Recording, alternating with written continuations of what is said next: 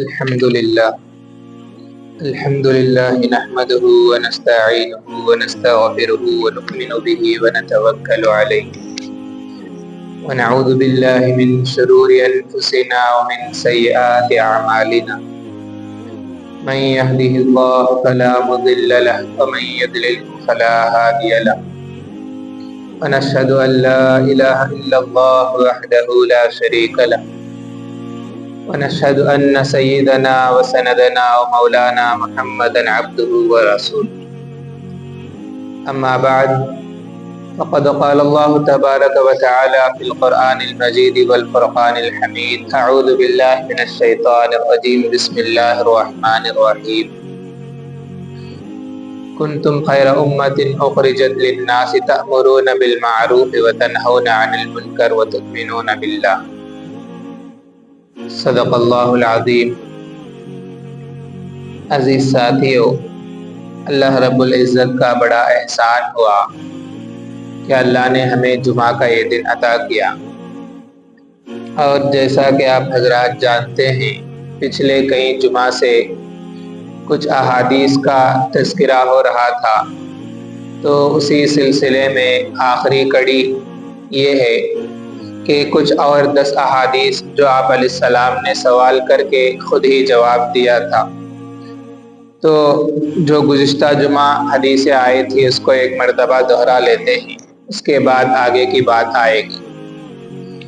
Number 21، مفلس کون ہے؟ اللہ کے نبی صلی اللہ علیہ وسلم نے سوال کیا تھا صحابہ سے، مفلس کون ہے؟ تو صحابہ نے کہا جس کے پاس مال نہ ہو، جس کے پاس کھانے کے لیے کھانا نہ ہو، تو ایسا انسان کو ہم لوگ مفلس سمجھتے ہیں۔ جس کے پاس دنانیر نہ ہو، درہم نہ ہو، ایسے انسان کو ہم مفلس سمجھتے ہیں، صحابہ نے کہا۔ تو اس کے بعد اللہ کے نبی صلی اللہ علیہ وسلم نے فرمایا میری امت کا مفلس وہ آدمی ہے جو کل قیامت کے دن پہاڑوں کے برابر نمازیں، روزہ، زکوٰۃ وغیرہ لے کر آئے گا، لیکن دنیا میں اس نے کسی کو تکلیف دی ہوگی، کسی کو ستایا ہوگا، کسی کو مارا ہوگا، کسی کو گالی دی ہوگی، تو اللہ تعالیٰ اس کے نیکیوں کو جن لوگوں کو تکلیف پہنچی ہے ان لوگوں کو دے دے گا، اور یہاں تک کہ اس کی نیکیاں سب کے سب ختم ہو جائیں گی، تو جن لوگوں کو تکلیف دیا ہے ان کے گناہ اس کے اوپر ڈال کر اس کو جہنم میں ڈال دیا جائے گا۔ تو اللہ کے نبی فرماتے ہیں میری امت کا مفلس یہ آدمی ہے۔ تو یہ حدیث تفصیل سے گزشتہ جمعہ آ گئی تھی۔ اس کے بعد دوسرا سوال اللہ کے نبی سے، اللہ کے نبی نے پوچھا کہ غیبت کیا ہے؟ اس کے بعد اللہ کے نبی نے فرمایا کہ دوسروں کے بارے میں بولنا یہی غیبت ہے۔ تو جو بات سامنے والا سنے اور وہ بات اسے ناپسند آتی ہو سن کر، تو اسی کو غیبت کہا جاتا ہے۔ صحابہ نے کہا کہ وہ جو بات بولی گئی ہے اس انسان کے اندر وہ بات موجود ہو تو جب کیا مسئلہ ہے؟ تو اللہ کے نبی نے کہا جو بات ہے وہ بولے تو غیبت ہے، ورنہ کیا ہے تہمت اور جھوٹ ہو جائے گا اور بھی ڈبل گناہ ہو جائے گا۔ اس کے بھی بارے میں تفصیل آ گئی۔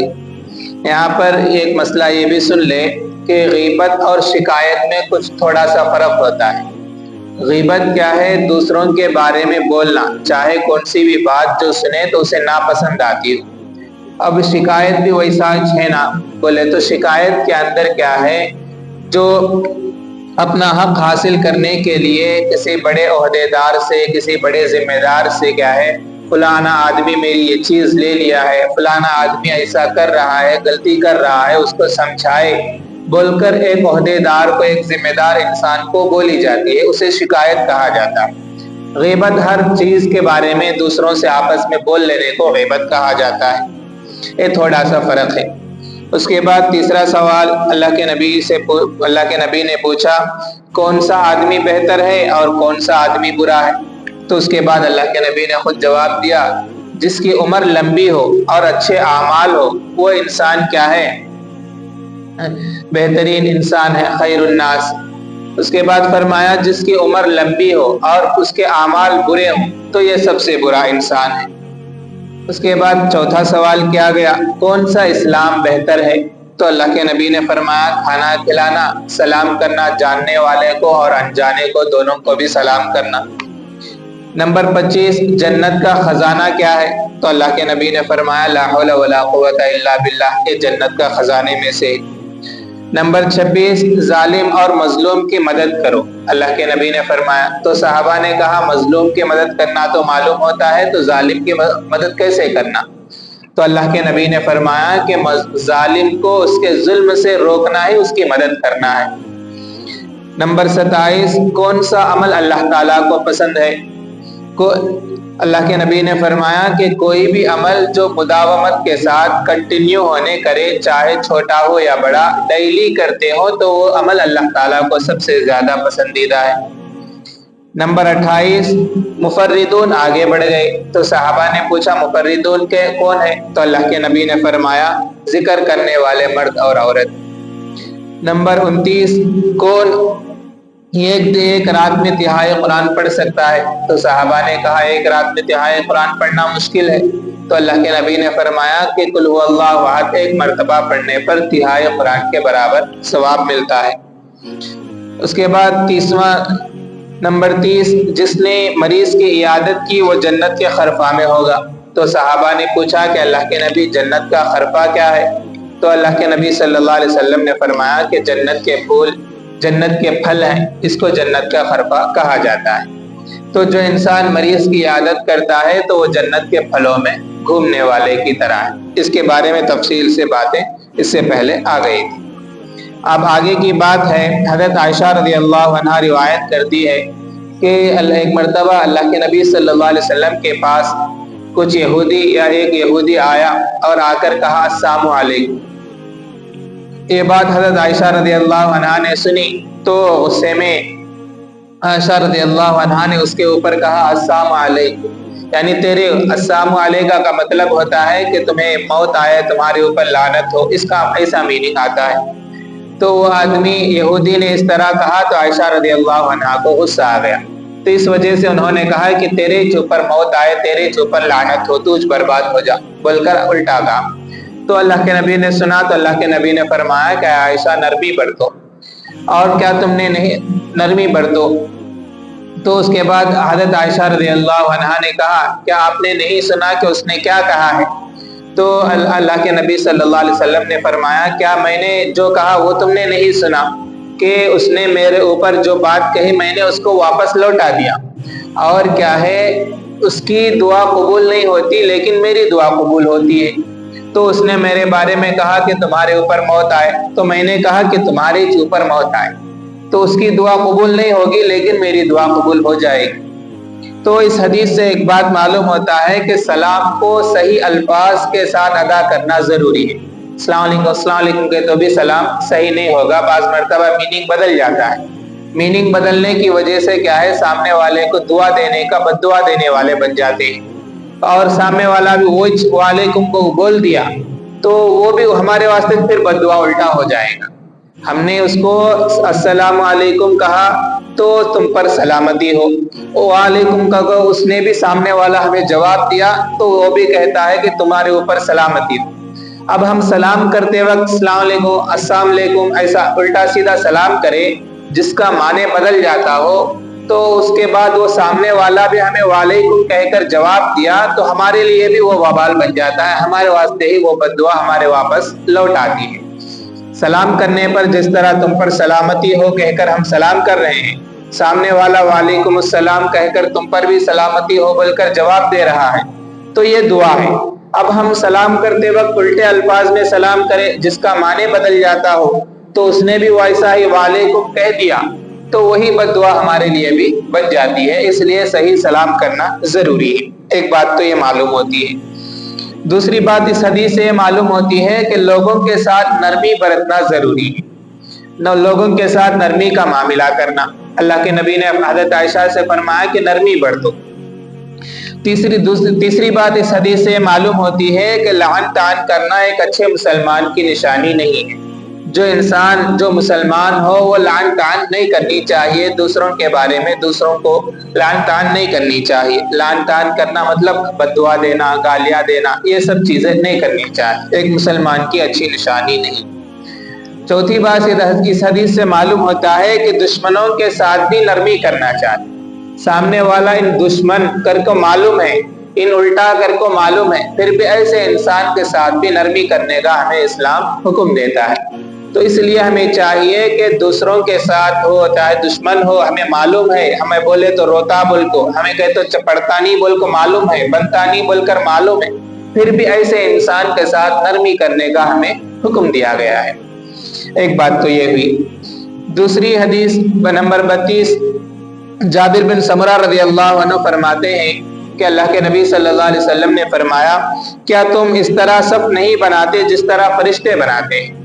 यानी अल्लाह के नबी लोगों से सहाबा से सवाल किया, क्या तुम इस तरह सब नहीं बनाते जिस तरह क्या है फरिश्ते सब बनाते?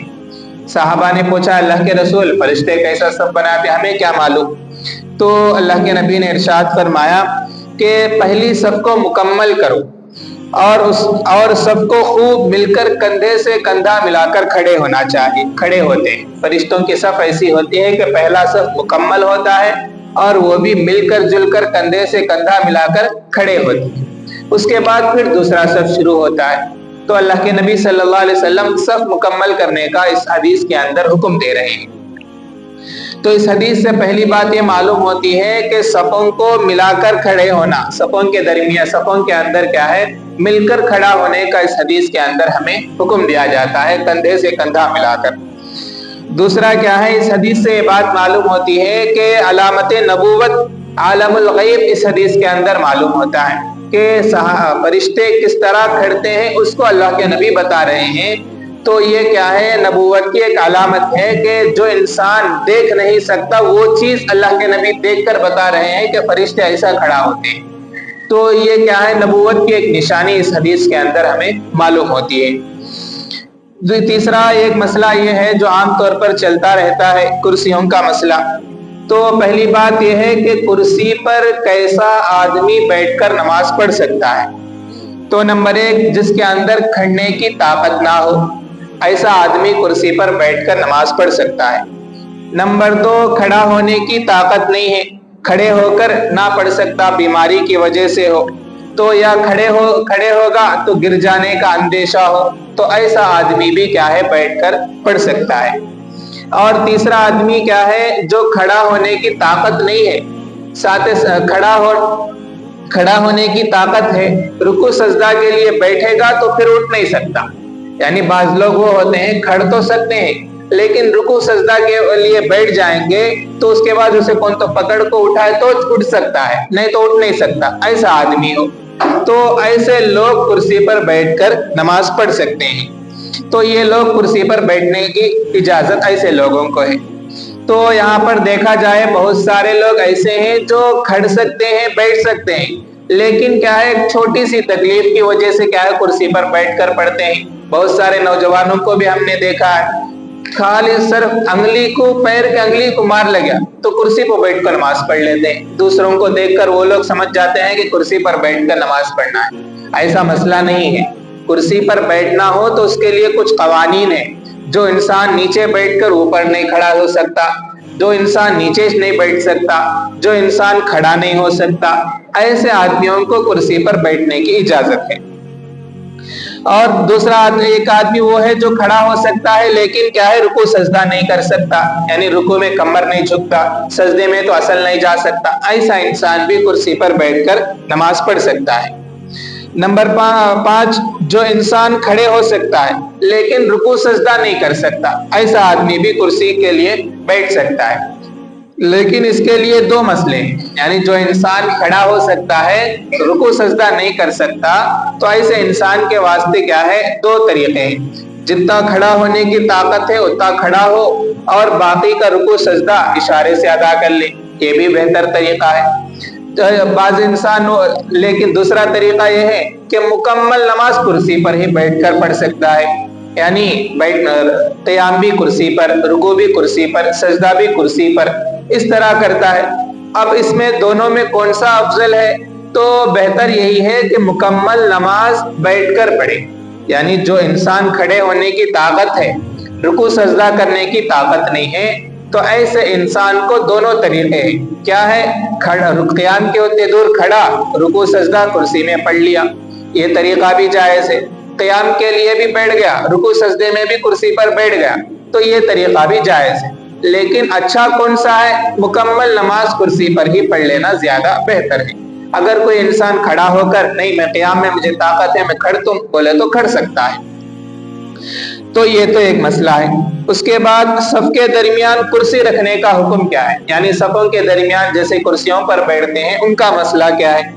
تو اس کے بارے میں فرماتے ہیں کہ کرسی والا آدمی دیکھنا ہے, جو انسان کرسی پر بیٹھتا ہے اس کو پہلے چاہیے کہ صف کے آخر میں بیٹھے, صف کے آخر میں بیٹھے. کب؟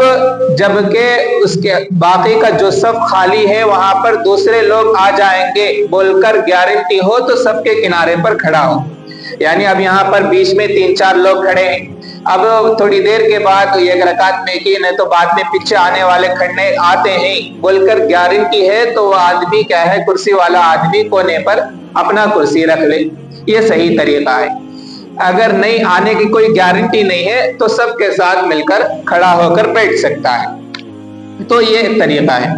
لیکن کیا ہے, اس سے اگر آنے کا اندیشہ نہیں ہے تو تب کیا ہے مل کر کھڑا ہو سکتا ہے. لیکن آنے کا چانس ہے پھر بھی اگر بیٹھنا چاہتا ہے لوگ سب کے ساتھ بیٹھنے کی اجازت تو ہے, لیکن ظاہری انقطاع ہوتی ہے.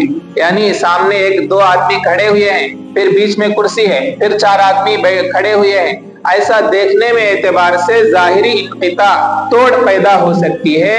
اس وجہ سے کیا ہے ایسا نہیں کرنا اچھا ہے. نہیں میں کھڑتا ہوں جو بولا تو کھڑ سکتا ہے, اجازت ہے, لیکن صحیح طریقہ کیا ہے؟ سب کے کنارے پر بیٹھنا ہے. کب؟ جب کوئی آنے کا چانس ہو, سب مکمل ہوتی بول کر گارنٹی ہو تو جب سب کے کنارے پر بیٹھنا. کوئی گارنٹی نہیں ہے تو سب کے ساتھ مل کر کھڑا ہو جا سکتا ہے. یہ طریقہ ہے. تو اس حدیث کے اندر کیا ہے, صفوں کو درست کرنے کے باتیں آئی ہیں. اس کے بعد دوسری حدیث ہے, جابر بن عبداللہ رضی اللہ عنہ فرماتے ہیں کہ ایک آدمی اللہ کے نبی صلی اللہ علیہ وسلم سے پوچھا کہ یا رسول اللہ, وہ 2 چیزیں کون سی ہے جو جنت اور جہنم کو لازم کرتی ہیں؟ یعنی وہ 2 چیزیں, ایسی 2 چیزیں بتائیں جس کے کرنے سے یا تو جہنم لازم ہوتا ہے, جس کے کرنے سے جنت لازم ہوتی ہے. تو اللہ کے نبی صلی اللہ علیہ وسلم نے فرمایا, جو انسان اللہ کے ساتھ شریک نہیں کرتا ہے تو اس کے لیے جنت واجب ہوتی ہے. دوسرا, وہ انسان جو اللہ کے ساتھ کسی کو شریک ٹھہراتا ہے تو اس کے لیے جہنم لازم ہوتی ہے, واجب ہوتی ہے. تو اس حدیث سے ہمیں کیا معلوم ہوتی ہے؟ پہلی بات یہ ہے کہ فضیلت ایمان اور توحید معلوم ہوتی ہے کہ جو انسان اللہ کو ماننے والا ہے اس کے لیے جنت گارنٹی ہے بول کر ایک بات معلوم ہوئی. دوسری بات اس حدیث سے ہمیں معلوم ہوئی کہ مشرک انسان جہنم میں جائے گا بول کر اس کو ڈرایا جا رہا ہے. تو اس لیے مشرک انسان کیا ہے, ہم کبھی بھی شرک نہیں کرنی چاہیے. اگر کوئی انسان شرک کرتا ہے تو اس سے بچنا بہت ہی زیادہ ضروری ہے. اور تیسری بات یہ ہے کہ مشرک ہو کر انسان مرتا ہے تو وہ جہنم میں جائے گا, یہ بھی بات معلوم ہوئی. مومن ہو کر اگر مرتا ہے تو وہ جنت میں جائے گا. تو یہ باتیں ہمیں اس حدیث سے معلوم ہوتی ہیں.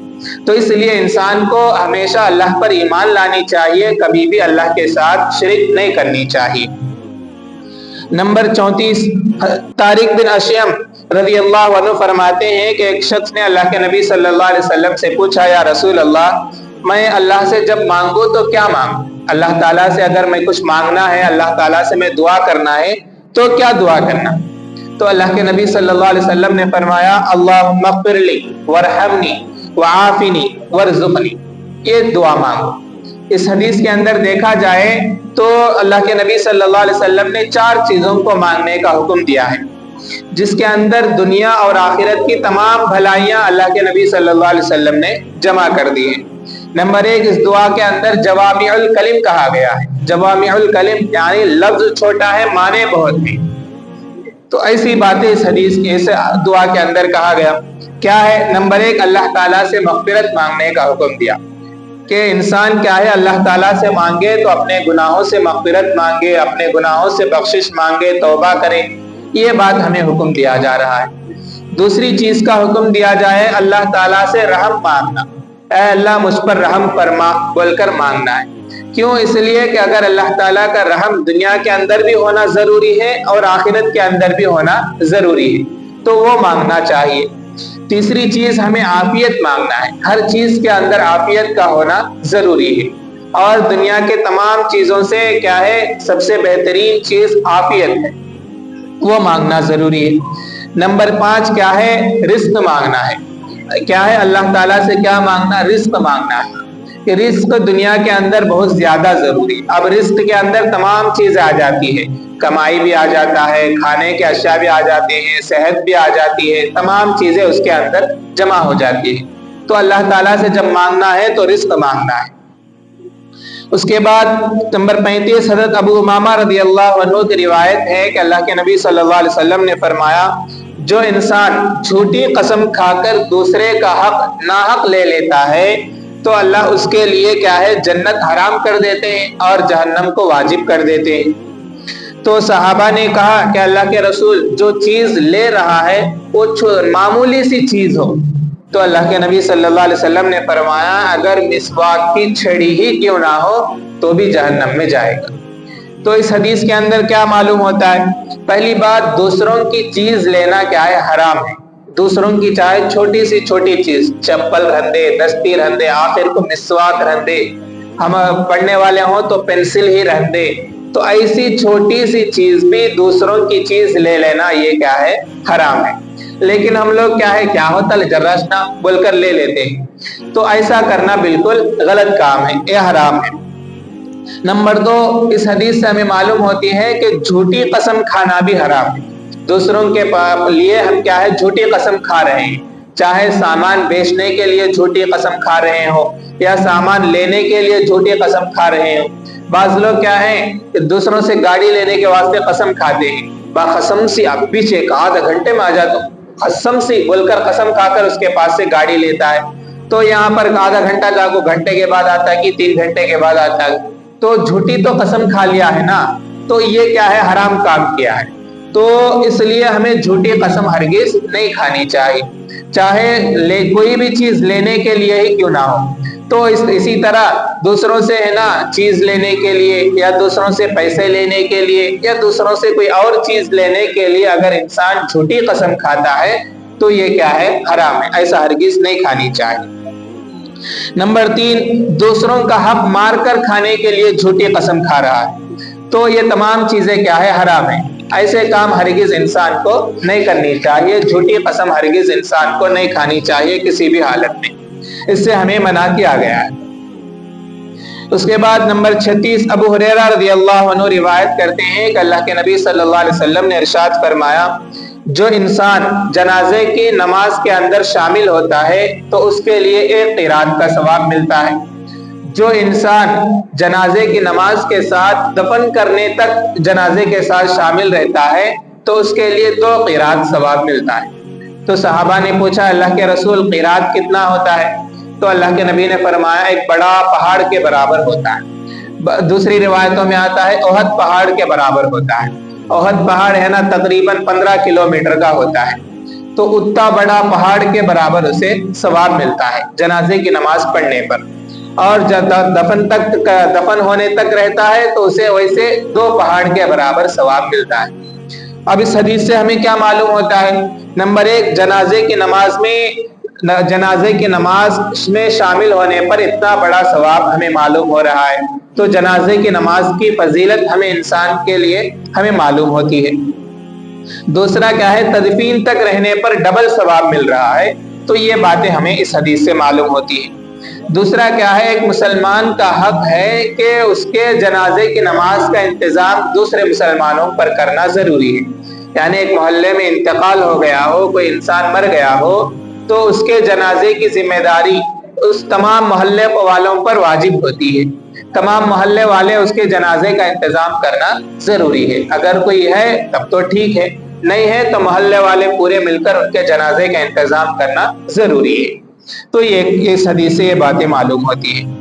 نمبر 37، حضرت ابو سعید خدری رضی اللہ عنہ فرماتے ہیں کہ ہم بیٹھ کر آپس میں مسیح دجال کا تذکرہ کر رہے تھے تو اللہ کے نبی صلی اللہ علیہ وسلم تشریف لائے، تو اللہ کے نبی نے پوچھا کہ تم لوگ کیا کر رہے تھے؟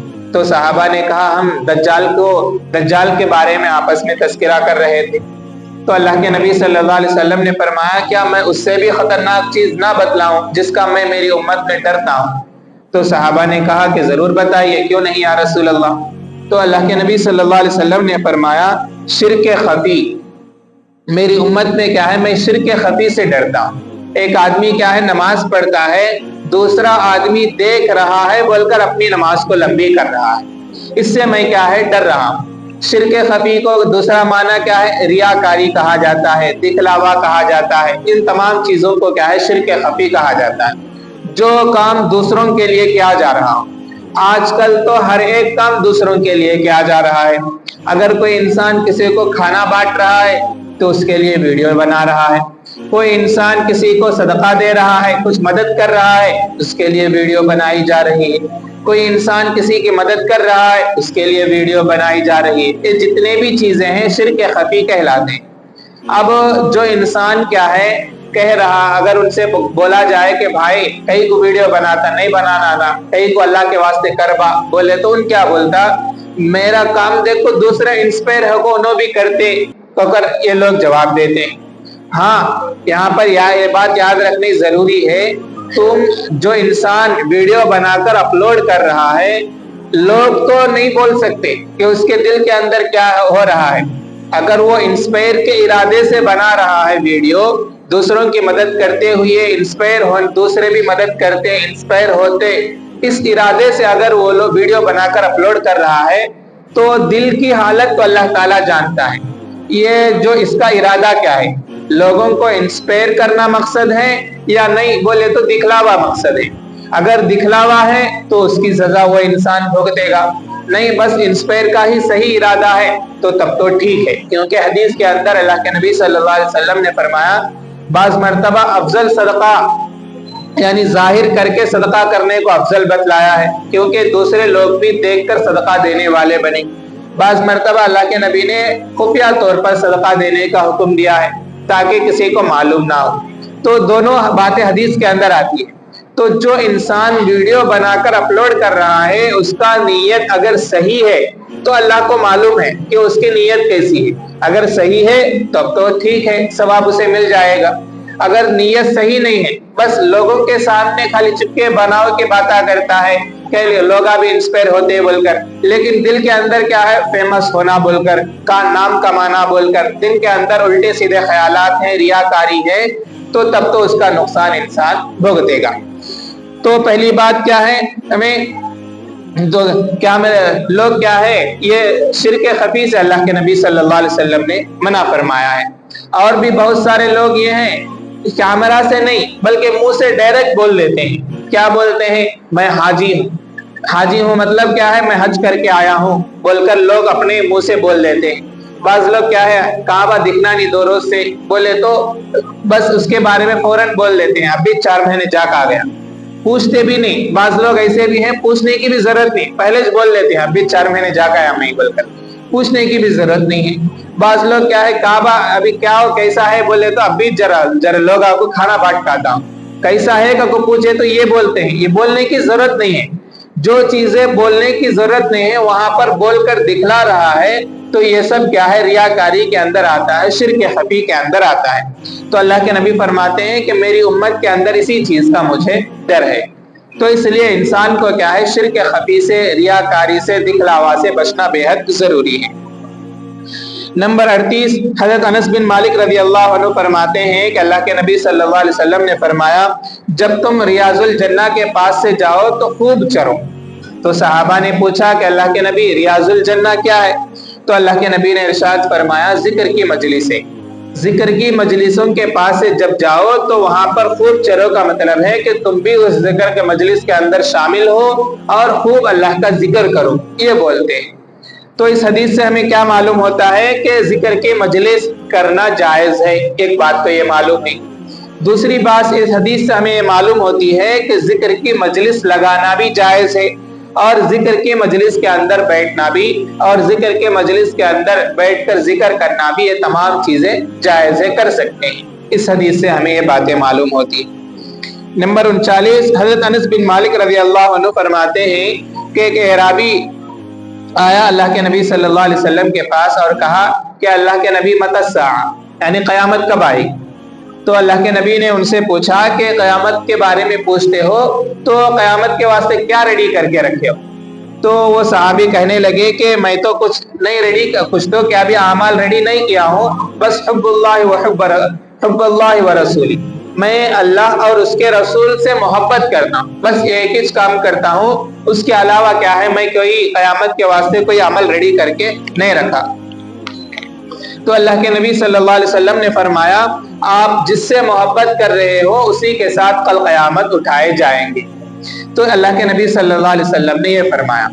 تو اب اس حدیث سے ہمیں یہ معلوم ہوتا ہے کہ انسان دنیا کے اندر جس سے محبت کر رہا ہے، کس سے دوستی کر رہا ہے، اس کو دیکھنا ضروری ہے۔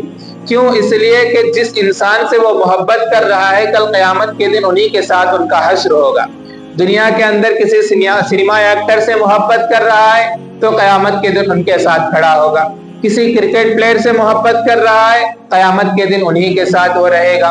کسی فٹ بال پلیئر سے محبت کر رہا ہے انہی کے ساتھ ان کے کل قیامت کے دن کھڑے ہوگا۔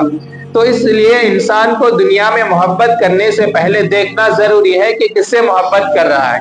یہ محبت الگ ہے، جو میاں بھی مثلا جور و مرد کے اندر جو محبت رہتی وہ الگ مسئلہ ہے۔ یہ دنیا کے اعتبار سے محبت کرنا جو فرینڈ سرکل میں ہوتا ہے، کسی کو آئیڈیل بنایا جاتا ہے، کسی سے انسپائر ہوا جاتا ہے، یہ محبت مطلب ہے۔ بچوں سے محبت کرنا، ماں باپ سے محبت کرنا، میاں بیوی سے محبت کرنا، یہ الگ ہے وہ الگ ہے۔ تو اس لیے جو انسان جس سے محبت کرے گا کل قیامت کے دن انہی کے ساتھ وہ کھڑا ہوگا۔ دوسرا اس حدیث سے معلوم ہوتا ہے کہ غلط لوگوں سے محبت کرنا، غلط لوگوں کو اپنا انسپائر بنانا اچھی بات نہیں ہے، اس سے بھی منع کیا گیا ہے۔ نمبر 40، سعد بن عبادہ رضی اللہ عنہ نے کہا یا رسول اللہ میری ماں کا انتقال ہو گیا ہے تو کیا میں ان کے نام سے صدقہ کروں؟ تو اللہ کے نبی نے فرمایا ہاں کرو۔ تو پھر وہ سعد بن عبادہ رضی اللہ عنہ نے کہا کہ میں کیا صدقہ کروں، یعنی میرے ماں کا انتقال ہو گیا ہے تو کون سا صدقہ کرنا زیادہ افضل ہے؟ تو اللہ کے نبی صلی اللہ علیہ وسلم نے فرمایا پانی پلانا یہ صدقے میں سب سے افضل ہے۔ تو اس حدیث سے ہمیں کیا معلوم ہوتا ہے؟ انسان مرنے کے بعد بھی صدقے کا ثواب اس کو پہنچایا جاتا ہے۔